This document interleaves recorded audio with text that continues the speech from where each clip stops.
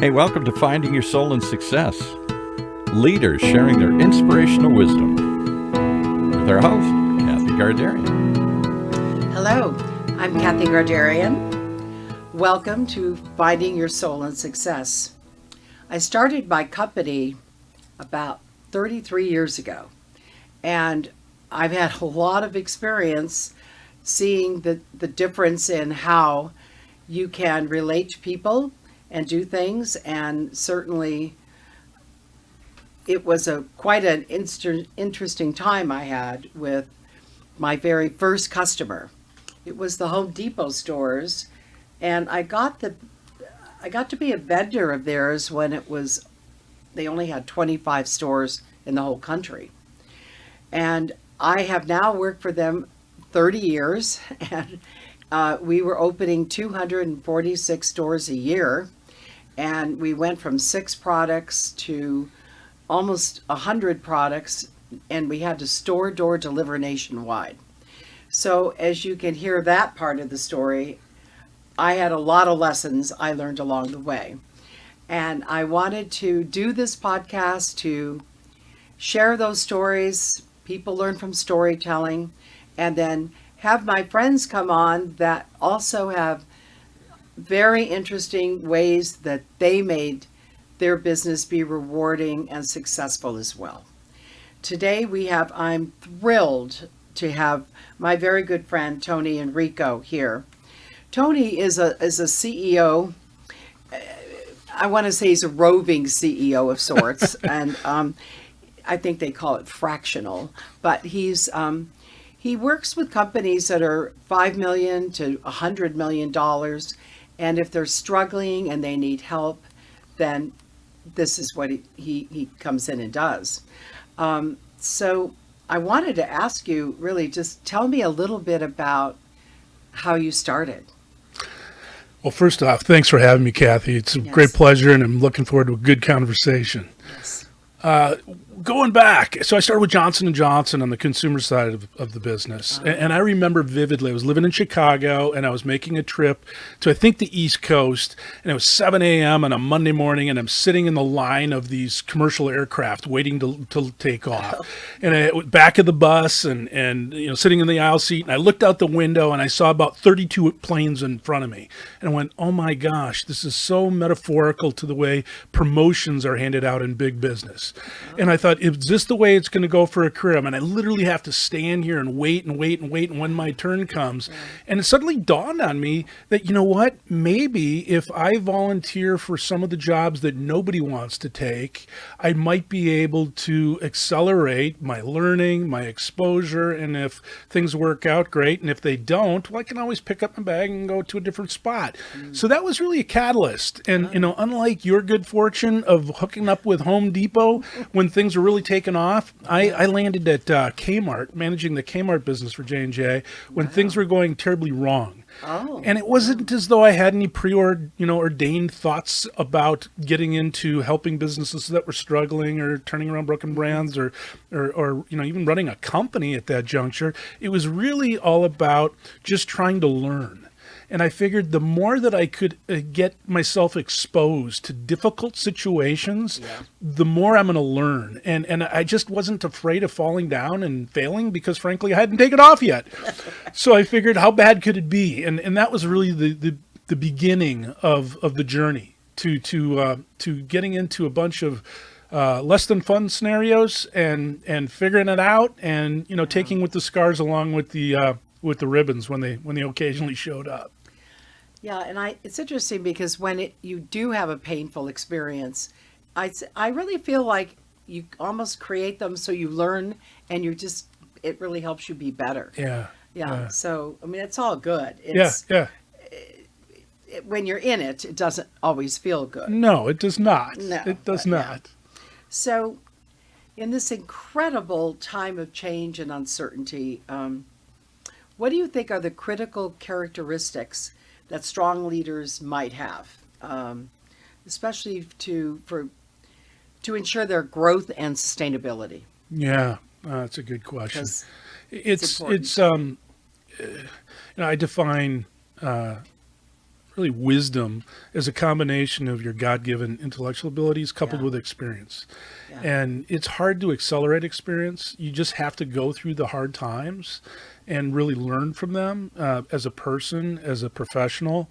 And over the years, having been through a lot of good learning opportunities, I'd say that there are four really core characteristics that are really helpful. One is just having the character, the grittiness, the fortitude, the courage, frankly, because more times than not, you're going to do something as an entrepreneur that nobody else has tried or done before successfully. Yeah. Or even if you're working in an established business and you're having to tackle a new problem or an old problem that hadn't been fixed, it takes courage to think differently, and having that commitment and that the tenacity, right, to really just get after things. I think secondly, you have to have a sense of originality.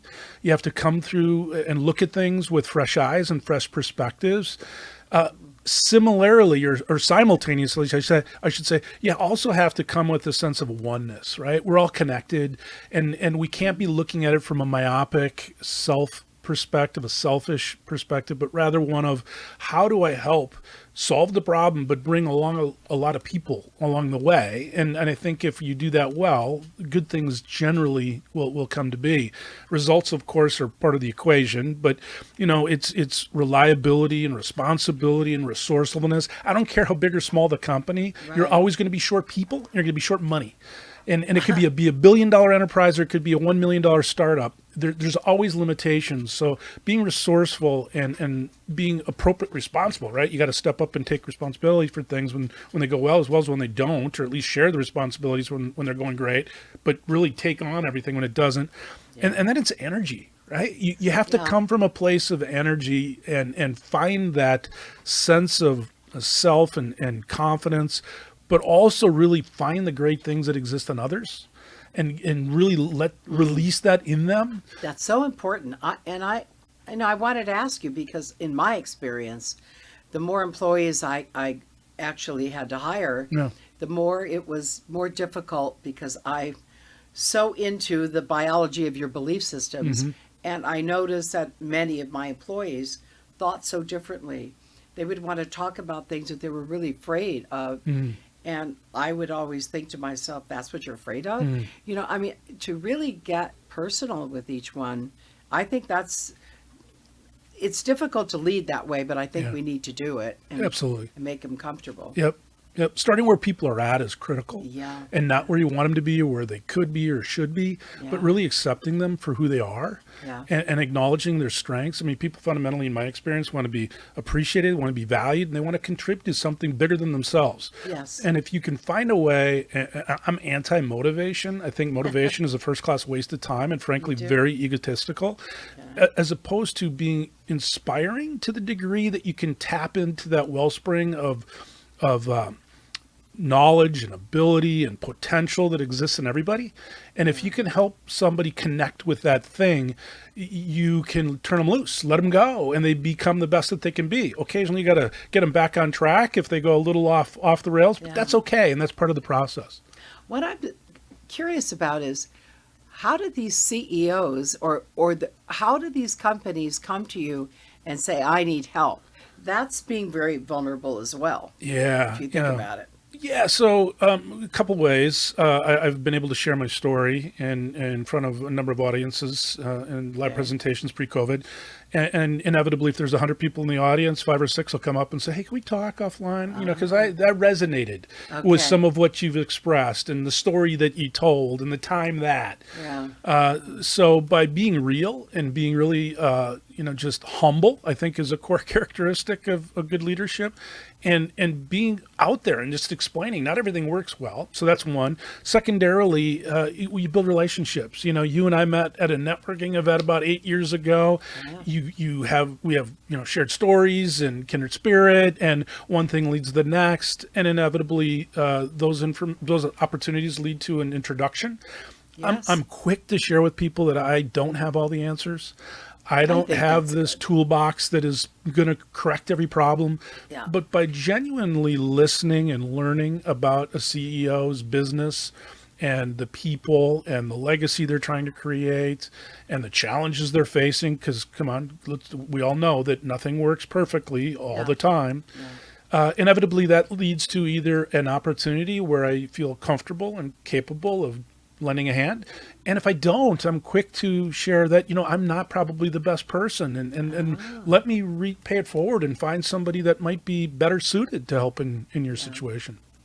Does it matter if it's a lot of employees or a small amount, or what's? Yeah, usually the organizations that I get involved with would have at least $5 million in sales. So they're going to have 20, 25 employees, typically speaking, on the floor. Naturally, it could go to hundreds, thousands, it runs the gamut. But more times than not, I mean, the people scenario is oftentimes one of the bigger challenges. And as organizations grow and the entrepreneurial business owner needs to begin to further delegate, that's where they start to run into some of their own challenges in terms of what they're good at and what they don't particularly enjoy. And so the more that you really have to empower others, the more that can be problematic for folks. And that's where I can oftentimes drop in and really fill that gap. Yeah. So what do you think was some of your biggest challenges that you've experienced doing this job? I can't even imagine doing what you did. I've faced in numerous occasions organizations that were on the brink of bankruptcy, and obviously it becomes very, very difficult to. People generally don't like change, and when change is needed, in order to facilitate that, you have to work to build trust and authenticity, and let people know that you're genuinely in working towards their best interest. Now, it's hard sometimes because difficult decisions do need to be made, and difficult decisions can impact people's lives. That said, in order to get the organization to that healthy space, you really have to focus on the whole, so that those that have been contributing and want to continue to contribute can be the best that they can be. If the organization goes down, then everybody's jobs and their livelihoods and the legacies that they've been working to create go along with it. So I've got a lot of scars on my back. I won't gross everybody up by taking my shirt off and showing through the. It's hard. It's frustrating, right? When you have the best of intentions. Had situations where people created mutiny and people that just did not want to go along, but they pretended to. Had situations where people wanted to play the politically expedient, I'm going to say what I think needs to be said to various higher ups. I had a scenario where a dear friend of mine to this day wrote an email, didn't intend to copy me, but basically just lambasted my leadership of a company I was running and the decisions that were being made, and expressed to the owner. And in most situations, you probably say, goodbye, pack up your stuff. Yeah. And instead, I looked at it as a coaching moment. Here's a young professional that I really respected. I thought had a lot of potential, maybe didn't have the experience. And, I just really wanted to get into that person's head and understand, look, as a fellow human being, help me understand what you're thinking. And if there's something that I can do differently as a leader, I'd like to learn from this, because you made a lot of comments that maybe you weren't 100% satisfied with what I was proposing or doing. Right. And I'm curious. So by taking that approach, we built a really good bond. He did remarkable work. He's gone on. I've supported him in his career, and he's gone on to do some really neat things. And equally important, I learned some things about myself, and that I've got my opportunities, and I was a little blind to them. So it was a good learning experience for myself. See, everything is a learning experience. I mean, and I think it's exciting because we can get upset when you could read something like that. But again, it's going to make you a stronger person. Yeah. And that's where the wisdom is different than knowledge. Yes. Yes. Absolutely. So good for you, because I have also learned. So is there anything you would change about the way you're doing things now? Looking into the future a little bit. Yeah. What do you think? Gosh. How does COVID really impacted anything for you? Yeah, been fortunate in that, a number of businesses that I've had the privilege to work with have done remarkably well. We've managed to work through some of the challenges, and and had some success. In other situations, we've really experienced some significant hardship. Got involved 4 years ago with a business that was on the brink of some not so good things happening financially, and we had to make some really difficult calls, and happened to be in an industry that was very negatively impacted by COVID. So a lot of gains were taken back, and subsequently we got layered into some other challenges within the industry on top of the COVID, and it's hard, it's frustrating. So woulda, coulda, shoulda. Going back to this, I think things happen for reasons, and it's just another example of, okay, we gotta be humble. We made good success, but at the end of the day, what did we learn from this, and what could we have done better, and how could we be better prepared? So best of efforts don't always lead to the best of outcomes. Yeah. We're still working. The company is still really? Good. making a rebound, but things don't necessarily happen as quickly as you'd like them to at times. So that patience, being patient with yourself, being patient with other people. I'm a big advocate, too, of giving people every opportunity. I do believe that we have a lot of untapped potential and negative beliefs that have been programmed into our heads from young ages. Yeah. So to the degree that you can help people really tap into themselves and prove to themselves and others that they're capable of a lot more, it can go a long ways. Okay. Well, we will hear more, but right now we're going to take a commercial break.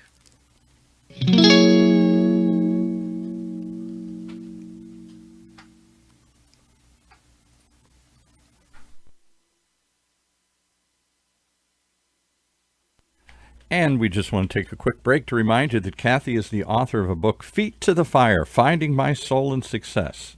That's really the wellspring for this whole podcast here.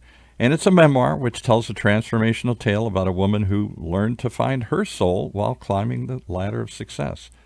Feet to the Fire tells how she learned to be brave, hold her feet to the fire, and how to invite deep change while tolerating acute discomfort. She had to keep her dreams and ambition alive in a world where strong women were often viewed with suspicion, and she had to practice patience. But most of all, she had to maintain faith and trust in the process until she reached a place not only of professional success, but spiritual abundance. So we invite you to pick up a copy of Feet to the Fire. Using the tools of humility, humor, and wisdom, Garderian offers an alternative path to prosperity using feminine principles. As Deepak Chopra said, Feet to the Fire is for anyone interested in true success, using her own story as an example. That's Feet to the Fire from our author, Kathy Garderian. All right, and with that, we pick it up back where we left it off with Kathy and her friend Tony. Great. So if we talk about business and leadership, what's the takeaway you really want people to really know? Great question. It's a never-ending process. I think leadership is very much a verb, not a noun. People think that they get to a certain stature in an organization, and because of what it says in a business card or where their office is located, how much money's showing up in their W-2, that they've quote-unquote arrived at this leadership role. To the contrary. I think that leadership is really about creating positive experience, even in difficult times, or to the best possible experience in difficult times. But at the end of the day, I do also believe that we as people of influence that choose to take on these roles, you need to be accountable for what shows up. Yeah. And so even when things go horribly wrong, you own it, and you've got to really embrace it and learn from it and pick up your marbles and go do it again. It's so important because there's so many people that aren't accountable for their own behavior. Yeah. And that, I think, is, we really have to look that we're creating our own reality as we go all the time. Yep. So how is it going to be? Yeah. Yeah. Good news, bad news. Yeah. It's just, like I say, feet to the fire, like Yeah. my book, Yeah. but I would wonder too about what really keeps you up at night, if you think about it. Oh, goodness. What keeps me up at night? It's the never ending, how can you do more, and how can you help more and contribute to the highest possible level? I think your efforts to continue to reach back into the community, to write the book, to start the podcast, to get after and trying to share the stories to inspire and help others along the way, trying to figure out how to balance, both your personal life and your family and all the things that matter with that kind of never-ending passion and ping that says get out there and do a little bit more. Yes. And that's what just kind of keeps my wheels turning is to say, geez, God, it would be great to be able to reach more. We're living through some crazy unprecedented times. Really. And it's it can be frankly depressing at times looking at some of what's been going on, and you want to try and instill in others that confidence and that assuredness to get out and make a difference, whatever that difference might be. We could lead with the philosophical question, what's the meaning of life? There is none. You got to make it up. Yes. And the question is that impacting others in a positive way, making a really inspiring impact, or is it impacting people in a not so positive way? And that's the question you got to constantly be asking yourself. Yeah. I agree with that. The old saying, you can never get enough of what you really don't want. So, you need to spend time and contribute to where you feel is juicy and additive to people. Yeah. But this whole notion of balance, I'm struggling with that too. There's times I just feel I'm so overcommitted. Yeah. And then I think, oh, come on, get a grip. You can do this, And so it's every day we have choices every day. Yeah. And so we have to look and see what is the juice at the end of the day for us to actually be doing. Yep.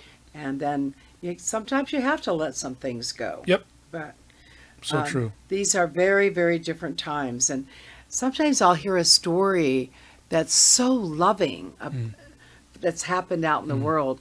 And then you almost switch back and think, oh, yes, that's really what we're here to do. We're here to learn how to love and to make it nice for everyone as best we can and to be kind. Yep.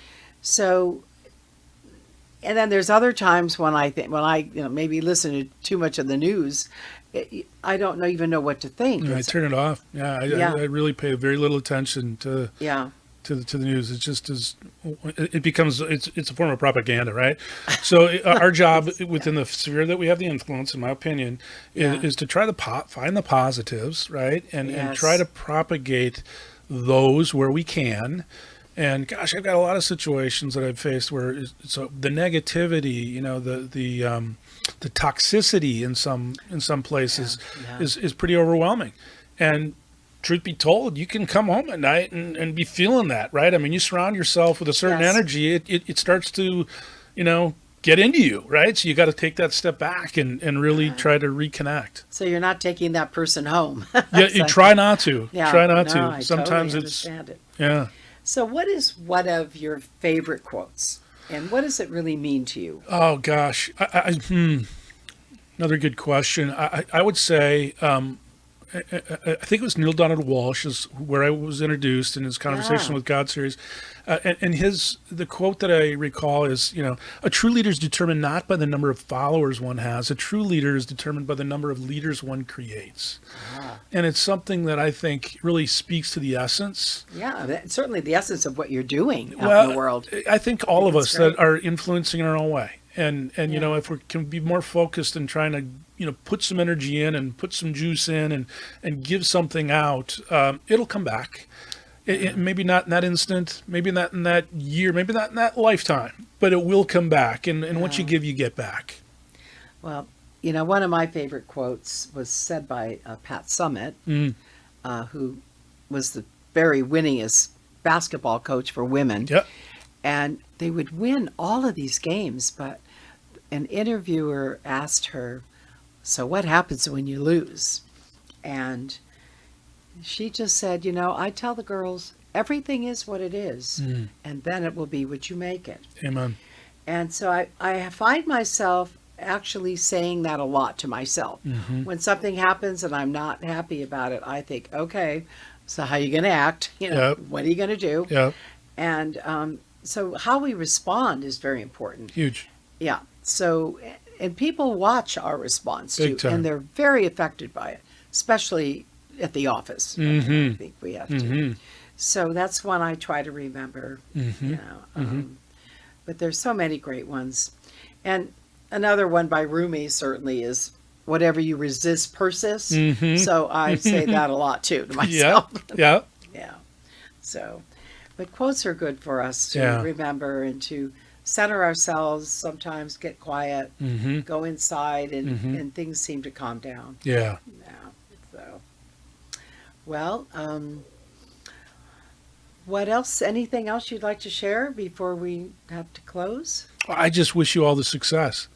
Thank you for having me on. It's been an absolute pleasure.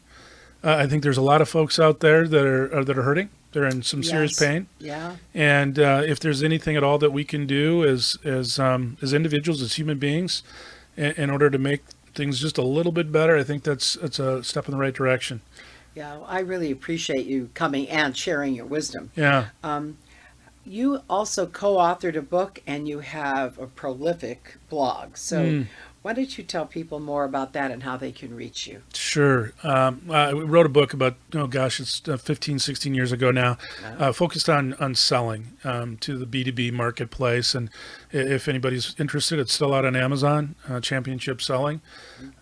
So they can certainly look me up or the book. I do try to put out something once a month that's really heartfelt, genuine, something that's tied to current events typically, and something that's kind of moving me emotionally. Right. And I love your blogs. Well, thank you. Yeah, I read. Thank you. I never miss them. Thank you. Yeah, they always are different, and I can tell you're coming about one certain thing. Something has happened that you now want to talk about. Yeah, and it's really about putting it out there, and if somebody can find some inspiration or some benefit or some education, that's great. So for those interested, I'm on LinkedIn, Tony Enrico on LinkedIn.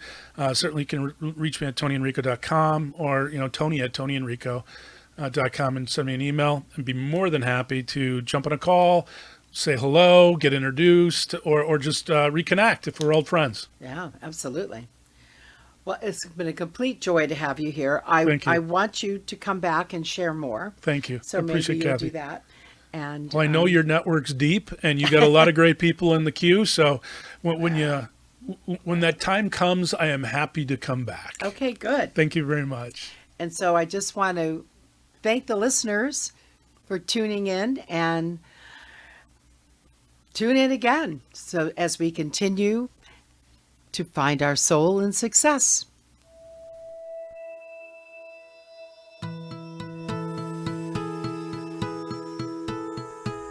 Well, there you have it. Another example of why you get to tune in each and every time to Feet to the Fire, Finding Your Soul in Success. That's the book we're pushing, and it's all about leaders sharing their inspirational wisdom. Right here in Orange County's only community radio station, octalkradio.biz. Streaming live from the Cove here at the University of California, Irvine's Beale Applied Innovation Center.